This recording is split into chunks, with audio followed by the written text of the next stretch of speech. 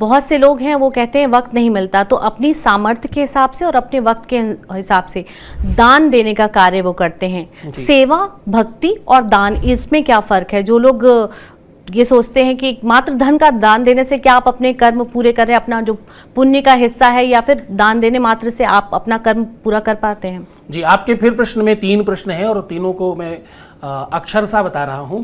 एक तो जब आप धर्म की बात करते हैं तो धर्म कोई समय का बंधन नहीं कि आप कितनी देर धर्म करें, और धर्म मंदिर जाना, पूजा करना, अनुष्ठान करना, यज्ञ करना, ब्राह्मणों को भोजन कराना मात्र नहीं है।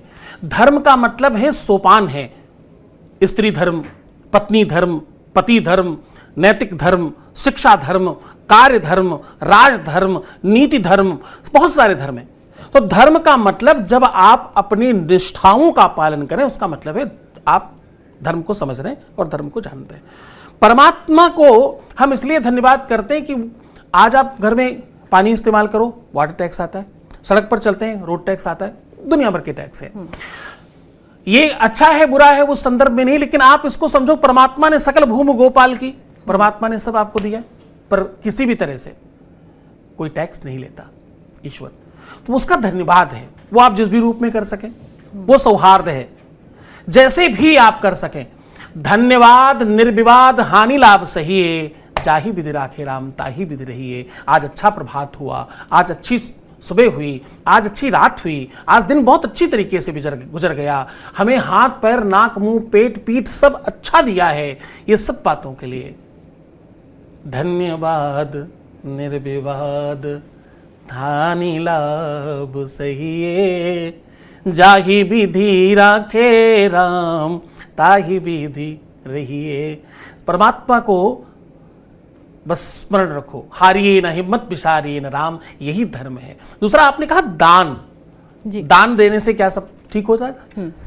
दान और दया में लोगों को भेद नहीं पता है। एक है दान, एक है दया।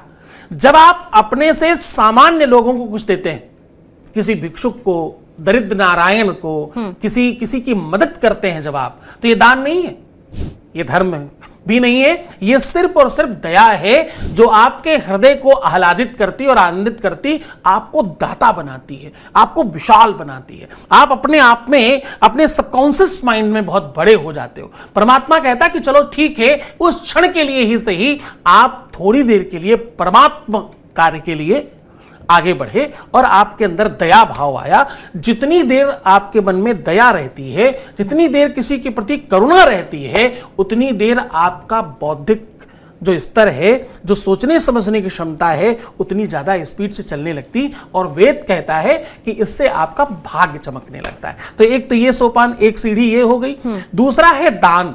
दान कहते हैं अपने से श्रेष्ठ लोगों को दिया हुआ, अपनी बहन को, अपनी बेटी को, अपनी बुआ को, अपनी माता श्री को, अपने कुल गुरु को, कुल आचार्य को, अपने धर्म गुरु को, धर्माध्यक्षों को, मंदिरों में, तीर्थों में जब आप कुछ करते हैं, ये विशुद्ध दान है।